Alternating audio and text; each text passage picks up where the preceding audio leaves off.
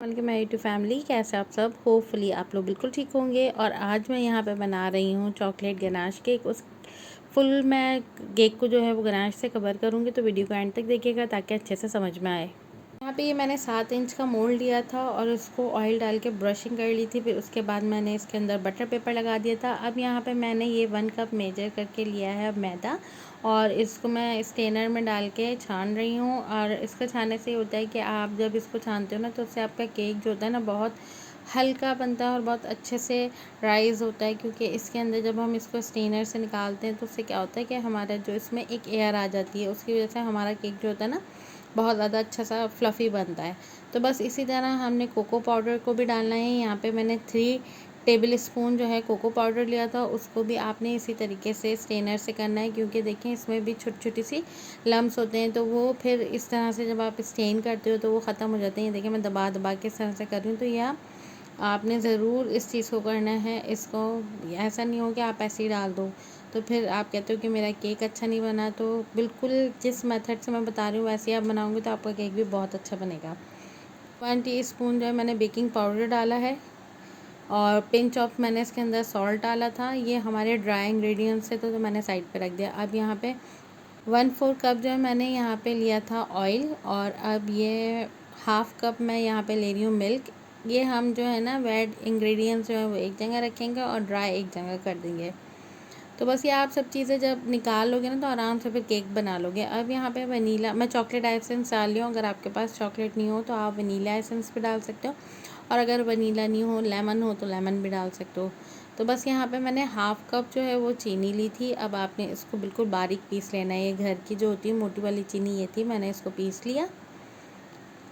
अब यहाँ पे ड्राई इंग्रेडिएंट्स के अंदर ही मैंने यहाँ कॉफ़ी नहीं डाली थी। यहाँ पे 1 टेबल स्पून कॉफ़ी डालनी है। तो मेरे पास स्पून छोटा था, टी वाला था, तो मैंने वहाँ 2 डाल दिए है।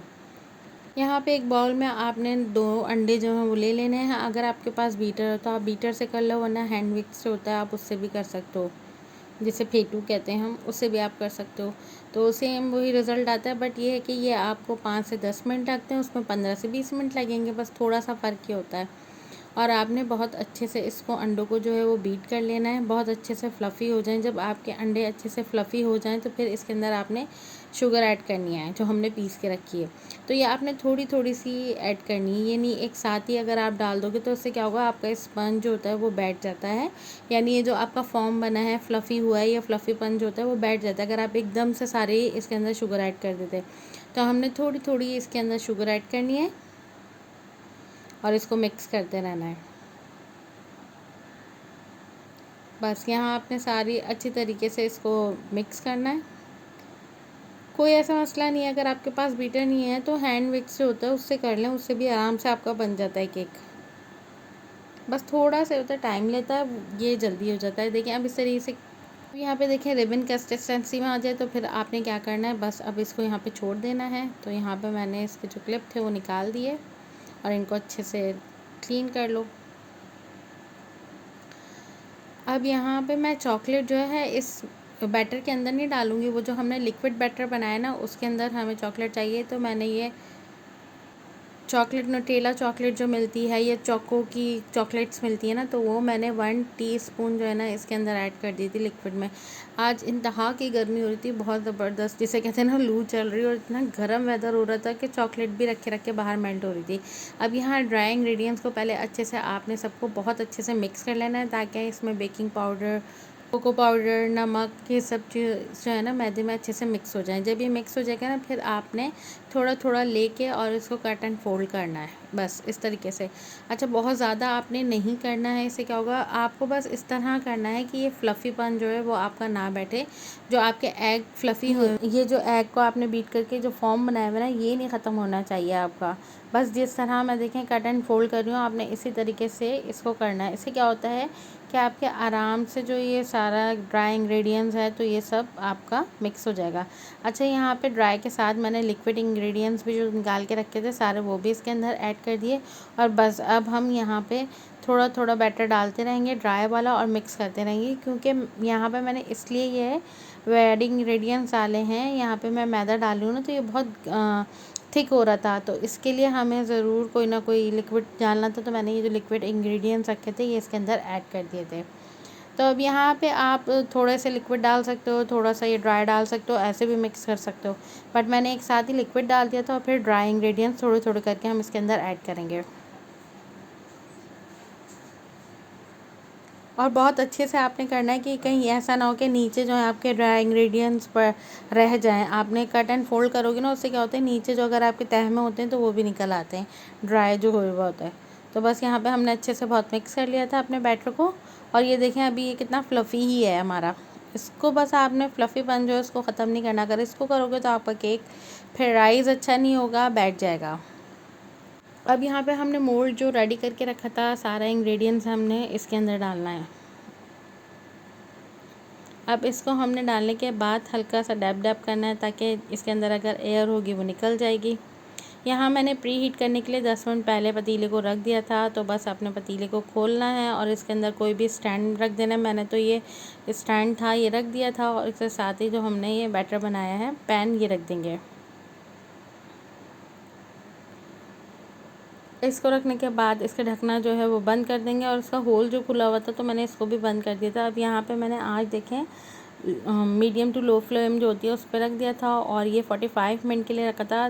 35 मिनट के बाद जब मैंने देखा तो ये देखें हमारा केक जो था वो बेक हो गया था। तो बस अब यहाँ पे मैंने फ्लेम को कर दिया था ऑफ़ और अब मैं निकालूँगी केक को बाहर। तो इस वक्त बहुत हॉट सा होता है तो बड़े आराम से निकालिएगा, इससे हाथ जलने का भी डर होता है। तो यहाँ मैंने स्टैंड पे निकाल दिया था इसको और 15 से 20 मिनट मैंने ऐसे ही रखे रहने दिया था क्योंकि बहुत ज़्यादा हॉट हो रहा था इसलिए। अब ये देखें आप बेकिंग पेपर यानी बटर पेपर आप लगाते हो तो इससे आपका केक जो होता है देखिए कितना आराम से निकलता है और आपका पैन भी बिल्कुल साफ़ सुथरा सा होता है। देखिए इस तरीके से और केक आप देखिएगा। तो यहाँ पे मैं इसका बटर पेपर जो है वो रिमूव करूँगी। साइड में मैंने इसलिए लगा दिया था कि मैंने कहा कहीं ज़्यादा फ्लफ़ी हो फिर पैन से बाहर निकलने लग जाता है तो इसलिए। अब ये आप इसकी हाइट देख लीजिए, बहुत अच्छा सा हमारा ये केक जो था वो रेडी हुआ था और कितना फ्लफ़ी बना है आप देख सकते हो। बहुत अच्छा सा राइस हुआ था ये, बहुत ही सॉफ्ट है, बहुत ही स्पॉन्जी है। ये देखें आप। अब मैं नीचे से भी आपको दिखाती हूँ, बिल्कुल भी जला नहीं था, बिल्कुल सही बना था हमारा ये केक। आप जब इसकी आंच जो है फ्लेम वो बिल्कुल नॉर्मल रखोगे तो आपका केक ख़राब नहीं होगा और बिल्कुल सही बेक होगा। अब यहाँ पे मैंने इसको रिमूव कर दिया था और थोड़ी देर के लिए मैंने इसको रखा था। उसके बाद फिर मैंने इसको कट किया था। ये बहुत तकरीबन आधा पौन घंटा लेता है ताकि बिल्कुल अच्छे से ठंडा हो जाए, लेकिन अभी भी यहाँ बहुत गर्म सा हो रहा था। मैंने 10 मिनट के लिए रखा था लेकिन अंदर से हीट निकल रही थी इसकी। मुझे जल्दी ही केक का ऑर्डर देना था इसलिए, और गर्मी भी बहुत ज़्यादा हो रही थी तो मैंने कहा जल्दी से बना के भी दे दूँ। लाइट का भी कुछ इशू होता है कि लाइट चली जाती है, प्रॉब्लम हो जाती है, कभी गैस नहीं होती। ये सब चीज़ें हमारे पाकिस्तान में बहुत ज़्यादा हो रही हैं इसलिए। तो मैंने कहा जल्दी जल्दी अपने केक को रेडी करके और मैं दे दूँ। बस मेरी यही होती है कि कस्टमर ने मुझे जो टाइम दिया है तो मैं उसी वक्त दे दूँ। अच्छा यहाँ देखिए इतना गर्म हो रहा था, मैंने इसको उठाया तो यहाँ से साइड से टूट गया। तो कोई इशू नहीं है, जब हम इसके ऊपर क्रीम लगाएंगे तो इसको सही कर लेंगे। हो जाता है कभी कभी ऐसा भी, तो टेंशन नहीं लें कि टूट गया अब क्या होगा। तो आप देखिएगा मैं कितने अच्छे से क्रीम इसके ऊपर अप्लाई करूँगी, पता भी नहीं चलेगा। यहाँ पे मेरा चॉकलेट गनाश जो था, मैंने परसों भी केक बनाया था तो उसका गनाश रखा हुआ था। मैंने यहाँ पे क्रीम ली 1 कप और उसके अंदर चॉकलेट गनाश जो था वो डाला और साथ ही इसको व्हिप कर लिया। अब ये देखें मैंने किस तरह से इसको सेट कर दिया। पैन है, केक की ट्रे रखी, उसके ऊपर मैंने क्रीम लगा दी ताकि हम जब केक रखेंगे ना तो केक हमारा इधर उधर मूव ना हो बिल्कुल, फिर वो हो जाता है। अच्छा लेयरिंग करी, मैंने कोई पानी से सोक हो कुछ नहीं किया क्योंकि ऑलरेडी इसके अंदर जब दूध और ऑयल होता है ना तो ये बड़ा मॉइस्ट केक बनता है, इसलिए इसको ऑयल कह रही हूँ आपको, इसको जो शुगर सिरप से हम सोक करते हैं तो उसको करने की ज़रूरत नहीं होती है। मैंने क्या करा, क्रम कोट करके और क्रम कोट करने के बाद इसको फ्रिज में रख दिया था। अब यहाँ पे मैंने चॉकलेट ली है, 3 टेबल स्पून मैंने चॉकलेट लिया और उसको माइक्रोवेव में मैंने मेल्ट कर लिया था। साथ ही मैंने 3 टेबल स्पून यहाँ पे क्रीम लिया था। क्रीम मैंने वही वाली ले ली जिसमें हमने गनाश डाला हुआ था। तो बस हमने 3 टेबल स्पून ये क्रीम ली है, दोनों का बिल्कुल हाफ हाफ का रेशो लिया और इसको बस अब हमने अच्छे से मिक्स करना है। मिक्स करने के बाद ये हमारा चॉकलेट गनाश जो है वो रेडी हो जाएगा। अगर आपको यहाँ चॉकलेट अभी मेल्ट वाली नहीं लगी, थोड़ी देर के लिए फिर माइक्रो करेंगे तो 10 सेकंड के लिए क्रीम और चॉकलेट को जो है ना माइक्रो में रखा था, उससे क्या हुआ ये देखें बिल्कुल लिक्विडी हो गई थी और ये आराम से हो गई थी। अच्छा इसके बाद मैंने इसको स्क्रबर करके थोड़ा ठंडा किया था। ठंडा करने के बाद फिर आपने चॉकलेट को जो है ना वो केक के ऊपर पोर करना है। अगर आप गरम डाल दोगे ना तो फिर क्या होगा, नीचे वाली जो आपकी क्रीम है वो भी मेल्ट हो जाएगी और ऊपर से इसका बढ़ना, इसको स्टेबल करना बड़ा मुश्किल हो जाएगा। यहाँ चॉकलेट से मैंने पोर कर लिया था, फिर उसके बाद मैंने इसको फ्रीज़र में रख लिया था तकरीबन 1 घंटे के लिए। 1 घंटे के बाद मैंने इसको निकाला था क्योंकि इंतहाई गर्मी थी, ये मेल्ट हो रहा था बहुत ज़्यादा। और यहाँ पे हो रहे थे 5:30 और मुझे देना था 6:30 बजे अपने केक को ऑर्डर, यानी मुझे डिलीवरी करनी थी इसकी केक की। तो मैंने कहा जल्दी से फटाफट कर लेते हैं। तो बस यहाँ मेरा केक अल्हम्दुलिल्लाह टाइम पर रेडी हो गया था। मैंने ये जो क्रीम के अंदर गनाश डाला था उसी क्रीम को मैंने पाइपिंग बैग में डाल दिया था और बस उससे मैंने ऐसे इस तरह से फ्लावर बना ली थी, क्योंकि इसके ऊपर आप कोई भी डिज़ाइन नहीं बना सकते। मैंने ये फ्लावर बना तो लिए थे लेकिन फिर क्या हुआ था, ये ऐसा ऐसा स्लिप होना शुरू हो रहे थे। मैंने फटाफट इसको रेडी किया। रेडी करने के बाद फिर मैंने फ़ौरन इसको फ्रिज में कर दिया था। यहाँ मैंने नीचे भी इस तरीके के फ्लावर कर दिए थे ताकि थोड़ा सा अच्छा सा लुक आ जाए। थोड़ा मैसी मैसी लुक लग रहा था नीचे से मुझे, गर्मी की वजह से, चॉकलेट मेल्ट होने की वजह से। तो बस यहाँ पे हमने इस तरह से छोटे छोटे से फ्लावर बना लेने हैं। और फिर मुझे यहाँ पे लिखना था उनका नाम, तो मैंने न्यूट्रल ग्लेस लिया था, वो बड़ा गाढ़ा गाढ़ा सा होता है। तो मैंने 1 टीस्पून उसको लिया था और उसमें 1 टीस्पून पानी डाला था। पानी डालने के बाद उसको अच्छे से मिक्स किया। मिक्स करने के बाद मैंने उसके अंदर कलर ऐड कर दिया था रेड, और उससे मैं लिखूँगी इनका नाम, क्योंकि यहाँ पे अगर मैं फाउंटेन से लिखती है किसी चीज़ से लग रही थी तो वो कुछ भी चीज़ नहीं ठहर रही थी।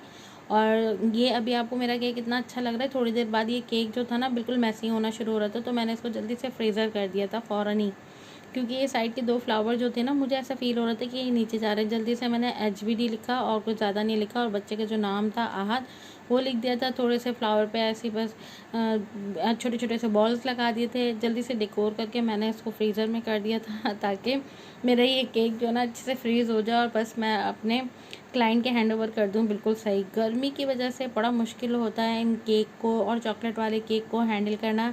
तो बस मेरे यहाँ पे केक जो था वो हैंडल हो गया था और कस्टमर को बहुत अच्छा लगा। उनका फीडबैक इतना अच्छा आया था तो मुझे बहुत खुशी हुई, और जो मेहनत करी थी ना तो वो वसूल हो गई। बस यहाँ पे आपको मेरी वीडियो कैसी लगती है कमेंट करके ज़रूर बताया करें। मेरे चैनल को सब्सक्राइब करें, बेल आइकन को भी प्रेस कर लें ताकि न्यू वीडियो को नोटिफिकेशन आपको ईजिली मिल सके। मिलेंगे नेक्स्ट वीडियो में। अल्लाह हाफ़िज़।